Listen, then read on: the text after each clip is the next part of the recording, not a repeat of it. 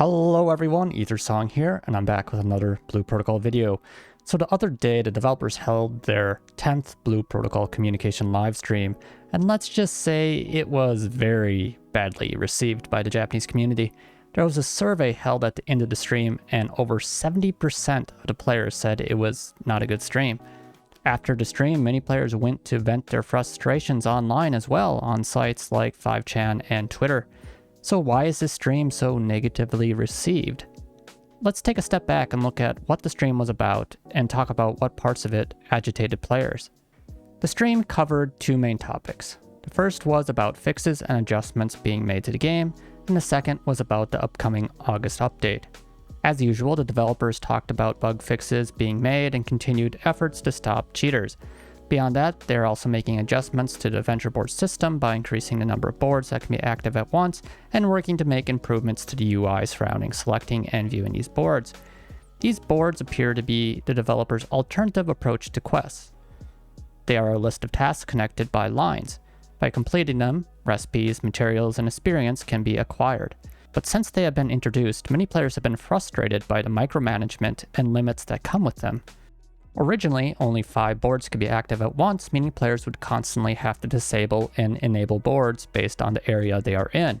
It doesn't help that these boards can be spread across multiple areas, along with the difficulty of sorting through numerous boards.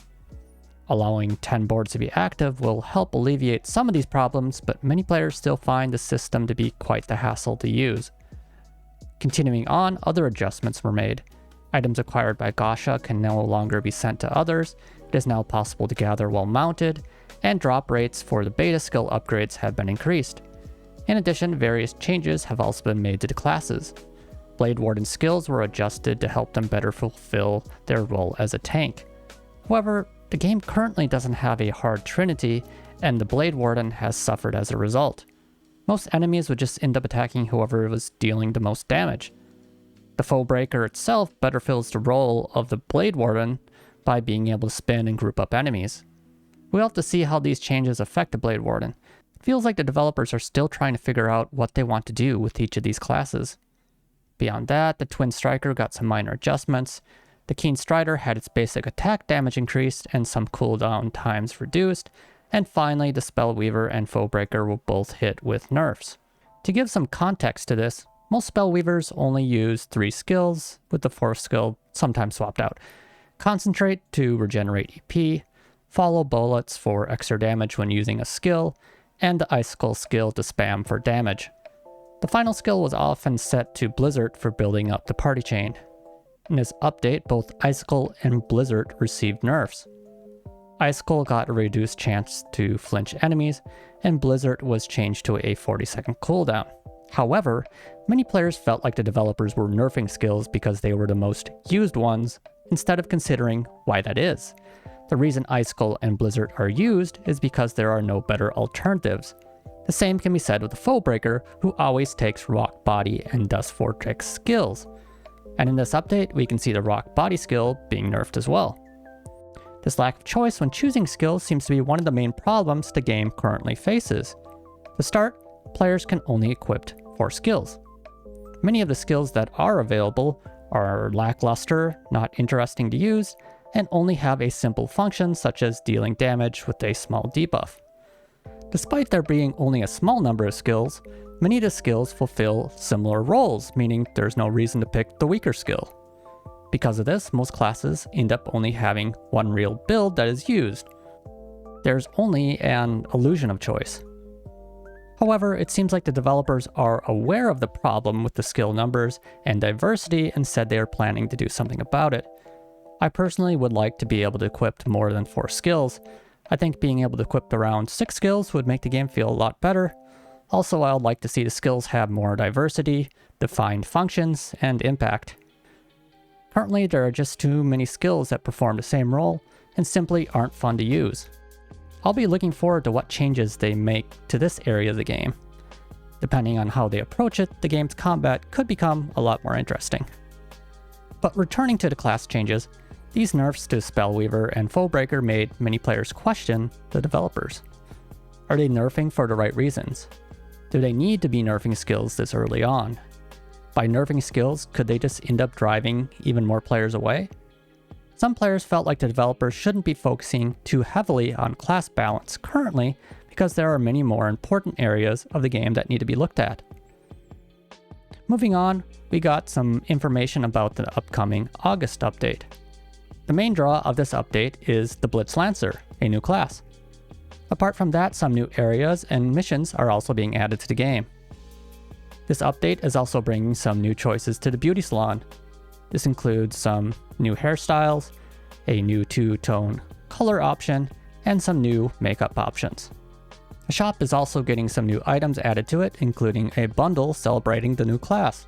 But most players feel like the $14 price tag is a little too much for a bundle consisting mostly of junk consumables. Pricing concerns are the same for other items as well. Things like hats, glasses, and hair accessories are also being added, but at around a $7 price point.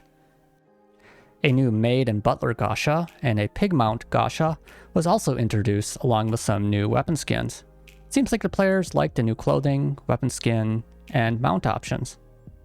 However, many players also find the prices for the Gasha itself to be too high, costing around $3.50 per pull and having a huge chance to just get a junk consumable. Certain gestures can only be acquired by doing the Gasha a set number of times, with the best gesture requiring you to pull the Gasha 30 times. No one is excited to spend $100 to acquire a gesture. Overall, the monetization system in this game as a whole is incredibly expensive, with the best clothing options being locked behind gambling. Even the pity system after 120 pulls is gambling and only gives you a random outfit. I saw many comments during the stream saying that developers only want to leech as much money as possible from the whales before they shut down the game's servers. Continuing on, the developers also showed off new clothing from the Season Pass. One clothing set is acquired through Season Pass ranks, and another clothing set can be bought in the Season Store with Season Points. However, clothing like the one seen here in the Season Store is just a poor reskin of the starter outfit in the game and is just not that appealing. Players want to see new outfits, not just poor reskins. While the Season Store was a letdown, the clothing options from the August event looked to be overall very nice. Most players looked like they were excited for these. Moving on, the stream then showed off the new Blitz Lancer class. This should have been the main event of the stream, and the part that players get excited to play the game for. However, this is where everything went south. To begin, the developers said that the media would be giving specifics about the class at a later date, so they won't discuss the class's skills in detail in the stream. This left many players wondering, why wouldn't the details about the class be given in the stream that was supposed to showcase it? People watching the stream were left speculating whether the developers actually even knew the details about the class. In any case, instead of talking about the class, the developers decided to show the three of them using it in a dungeon in the game. The developers then went on to spend literally 10 minutes playing the class in the dungeon without any commentary or explanation. People watching the stream were left sitting there to listen to the developers clicking the keyboard in silence for 10 minutes while having no clue about what was happening.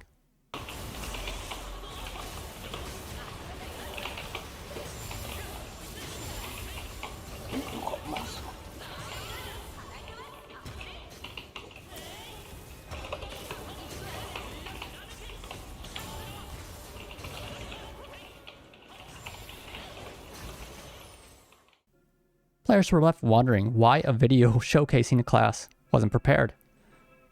Just when people thought that the stream couldn't get any worse, it did. The developers held a Q&A session, open to questions about the new class. However, the developers didn't know the answers to certain questions about the class and began saying things like, "It does this, doesn't it? At least this is what I thought it did. Am I wrong? I can't remember either. Was it 2 or 3? It's probably 3. I'm not sure about this either. In this situation, this probably happens. I can't remember right now." The developers went on to do this back and forth for more than 5 minutes, trying to remember what the new class actually does in various situations. Keep in mind, this was after 10 minutes of them playing the class in silence.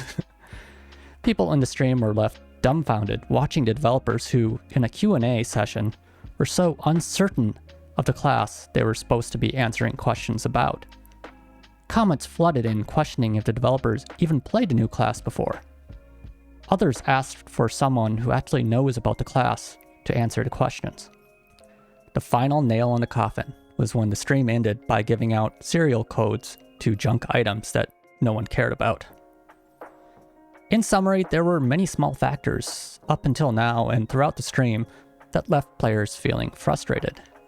These include things like the Avenger board system, unnecessary class balances, over-the-top monetization, and a lack of content and satisfying endgame. However, what pushed players over the edge was the developers' lack of ability to show off and explain a new Blitz Lancer class. The developers seemed clueless to how many of the class features worked. This left many players feeling like the developers don't even care about their own game enough to learn what the new class coming to it does. Up until now, there have been many other instances where obvious problems in the game weren't addressed until players pointed them out. Players are starting to feel like the developers don't have a proper understanding of the game from a player's perspective. To add insult to injury, this stream is also coming right after the announcement that Bandai Namco Online's other game, Gundam Evolution, will be shutting down its servers. I saw a comment in the stream saying, "What is the point of playing the game if there isn't anything to do and it'll just shut down as well?" While I don't feel as negative about the game as this, I can't deny that this last developer livestream was an embarrassment to watch. And it is true that the game does lack content. I'm still hoping the developers can turn things around by improving various aspects of the game, such as build variety, the number of skills and choices, adding more interesting boss battles, an interesting endgame, and more content that promotes cooperation with other players. Beyond that, life features such as housing would be a great match for the game, but the other core aspects of the game should probably be improved first. In addition, fixing the horrible shop prices and removing Gasha also goes without saying, but changes to those would probably be more unlikely to see, unfortunately. Overall, while this stream alone didn't cause all the damage, it seems like it served as the tipping point for a large number of players, leaving them frustrated and with a grim outlook on the future of the game. However, I do want to make it clear, I'm not covering this topic because I want the game to fail. Rather, I want it to succeed, as I'm sure many of the other players who watch the stream do as well.